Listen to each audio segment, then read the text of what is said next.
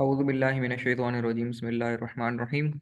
I welcome you all in our today's online session. Hope you all are fine and having good health. We start today's session of instrumentation and measurement with the verses of Holy Quran.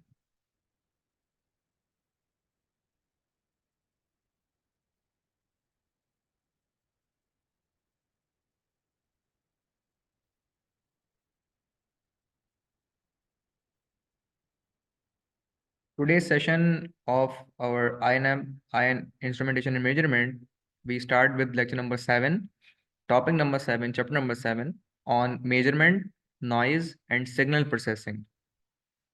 इस method में या इस topic में हम ये discuss करेंगे कि वो नॉइज़ ओके इंस्ट्रूमेंटेशन या ख़ास तौर पे मेजरमेंट करवाते हुए हमारे टूल्स में डिवाइसेस में, चाहे वो डिजिटल हो या एनालॉग हो, या वो प्रोसेसेस जो कि मेजरमेंट से रिलेटेड होते हैं, इंटीग्रेटेड डिवाइसेस के ज़रिए से होते हैं, उनमें नॉइज़ किस तरह से इंटरेक्ट करता है और उसमें सिग्नल प्रोसेसिंग फिर किस तरह से की जाती है, सिग्नल जो प्रोसेसिंग होती है वो डिस्ट्रैक्शन किस तरीके से होती है इन नॉइज़ इंक्लूजन के नतीजे में.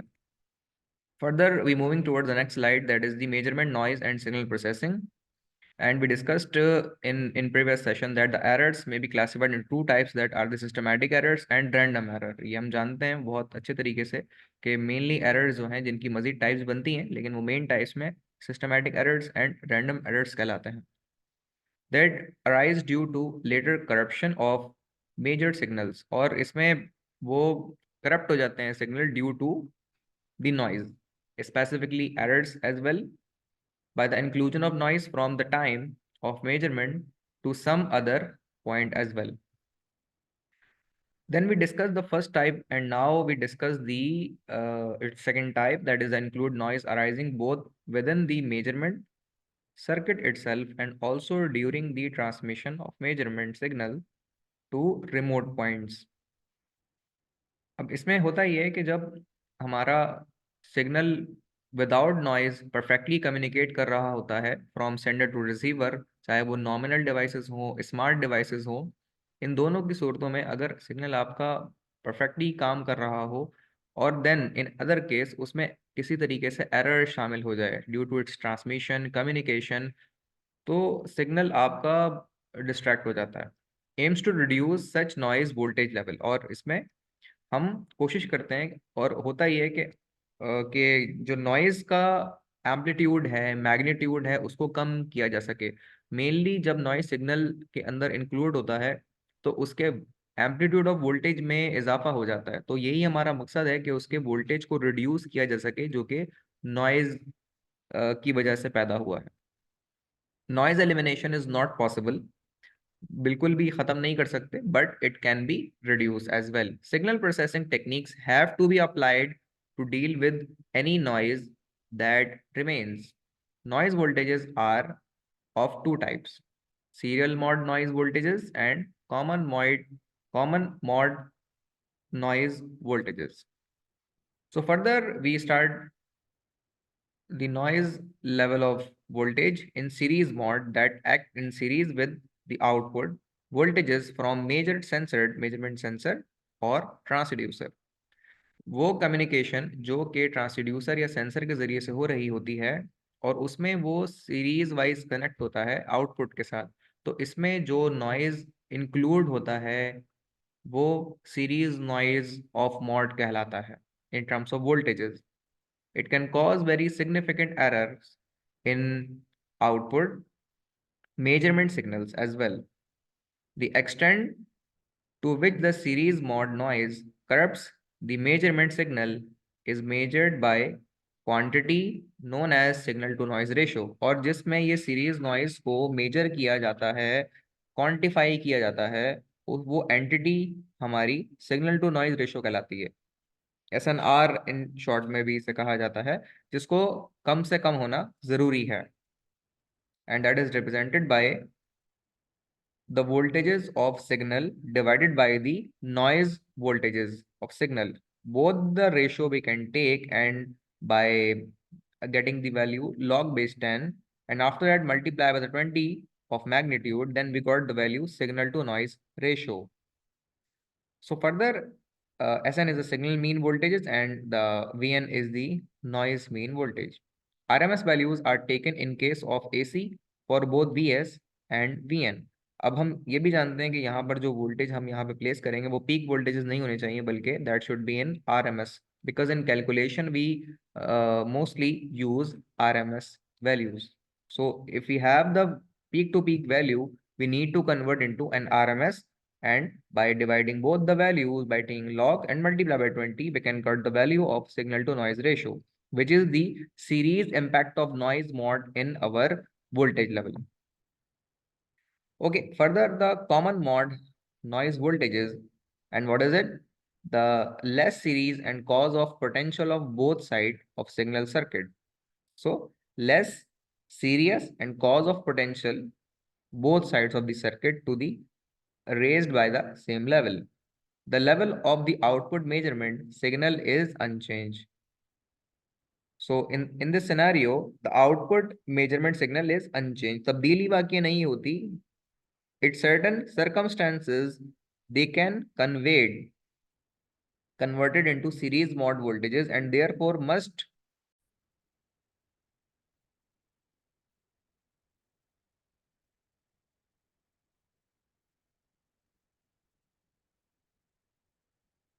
sorry for the interruption. We further continue our session due to the some kind of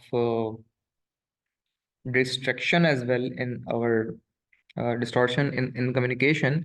So I'm trying to fix the problem.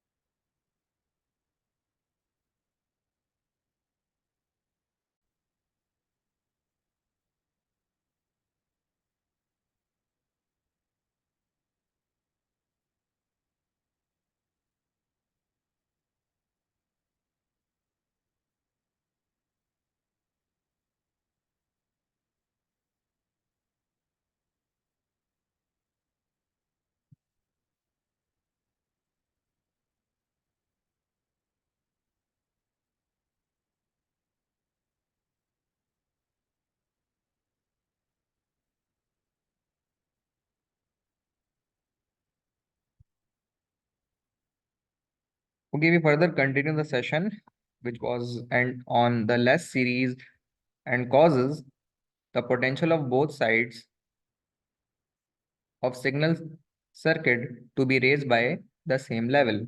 The level of output measurement signal is unchanged. In certain circumstances, कुछ scenarios में होता ये है कि they can be converted into series mod. तो common mode के जो noise voltage level होते हैं वो सीरीज मॉड के अंदर भी कन्वर्ट हो जाते हैं, and therefore must be considered carefully. और उसको हमें ये देखना पड़ता है कि कॉमन लेवल से अगर वो तब्दील series mod of voice noise voltages में आ जाता है तो लाजमी बात है कि उसको एलिमिनेट करना जरूरी होगा. सोर्सेज ऑफ एरर की अगर हम जहां तक बात करें कि ये एरर्स जो कि नॉइस का बायस बन जाते हैं, इनके कॉजेज क्या होते हैं और इनको समझना और याद रखना ज़रूरी है, क्योंकि हम अगर इंस्ट्रूमेंट ऑफ मेजरमेंट के ज़रिए से अपनी रीडिंग्स ले रहे हो, आउटकम ले रहे हो, तो लाजमी लाजमी ये बात याद रखने की ज़रूरत है कि आपके जो लेवल्स एम्पलीट्यूड के या सिग्नल के मिल रहे हैं उसमें नॉइज शामिल ना हो. और अगर वो किसी जरिए से होता हुआ आ रहा है तो वो उसमें एरर की पॉसिबिलिटी कम से कम हो, इसकी अवेयरनेस पहले हमें होना ज़रूरी है. देन हम इसके ऊपर कुछ एक्शंस ले सकते हैं और इससे अवेयर हो सकते हैं कि आया जो चीज़ें हमें मिल रही हैं वो नॉइज फ्री हों. Elimination noise should be there. Both internal and external sources available to the measurement system as well. तो एरर्स के जो सोर्सेज होते हैं वो इंटरनल कम्युनिकेशन में तो लाई करते ही करते हैं, लेकिन एक्सटर्नल के जो इम्पैक्ट्स हैं नॉइस शामिल होने के वो इंटरनल के मुकाबले में ज़्यादा हैं, क्योंकि एक्सटर्नली बैरूनी तरीके से इंस्ट्रूमेंट को जो एरर्स शामिल होना और उसकी डिस्टॉर्शन या डिस्ट्रक्शन सिग्नल के अंदर आ जाना, रीडिंग्स का ख़राब हो जाना या मेजरमेंट सही तरह से ना लेना, उसमें एक्सटर्नल इम्पैक्ट्स का ज़्यादा रोल होता है बनस्बत इंटरनल इफेक्ट्स के. External sources of effects are the arising for number of reasons that include proximity to main powered equipments and cable as well. तो इसमें जो causes of noise जो हैं इसमें मेन फ्रिक्वेंसी अपना रोल प्ले कर रही होती है, और ख़ास तौर पे वो सिग्नल्स जो कि कम्युनिकेशन ऑफ सेंसिंग के दौरान गुजर रही होती हैं उनमें अगर हाई फ्रिक्वेंसी हो तो ये बात लाजमी याद रखें कि कम्युनिकेशन एरर्स उसमें शामिल होंगे। Proximity to fluorescent light circuits and causes noise to twice and the main frequency, और मेन फ्रिक्वेंसी पे ये नॉइज कॉजेज का बाइस बनेंगे। और फ्लोरेसेंट लाइट सर्किट जो होते हैं ये हाई फ्रिक्वेंसी के ऊपर भी इनके चौक सर्किट्स लगे होते हैं, क्योंकि इनमें आरसी सर्किट्स होते हैं, और आरसी सर्किट्स हाई फ्रिक्वेंसी पे काम करते हैं। ये ट्यून सर्किट कहलाते हैं, ये टैंक सर्किट कहलाते हैं, और उसमें इंडक्टेंस और कैपेसिटेंस भी मौजूद होते हैं जो कि अपनी फ्रिक्वेंसी चार्जिंग डिस्चार्जिंग के नतीजे में अपनी एक खास फ्रिक्वेंसी भी रखते हैं, और उससे कम्युनिकेशन एरर्स शामिल होते हैं और मेन फ्रिक्वेंसी को डिस्टॉर्ट और डिस्कार्ड करते हैं। Proximity to equipments operating audio and radio frequencies causes noise corresponding frequency. तो बाज़ हमारे इक्विपमेंट ऐसे होते हैं जो कि ऑडियो और रेडियो फ्रिक्वेंसीज को गेट कर जाते हैं, अट्रैक्ट कर पाते हैं, और उसमें नॉइज शामिल हो जाता है। Switching by switching off nearby AC and DC circuits. अब इसमें जो बाज हमारे सर्किट्स होते हैं एसी और डीसी के, वो भी अगर इन्वॉल्व हों तो उनका भी नॉइज का इम्पैक्ट होता है, जो हमारी ऑब्जर्वेशन रीडिंग्स में मेजरमेंट में शामिल हो जाता है, और सिग्नल के आउट एफिशिएंसी को प्रोफिशिएंसी को डिस्ट्रैक्ट करता है, और उसमें जो परमिसेबल वैल्यू होती है यूजर डिफाइन, वो आपको हासिल नहीं हो रही होती due to external effects of the noise.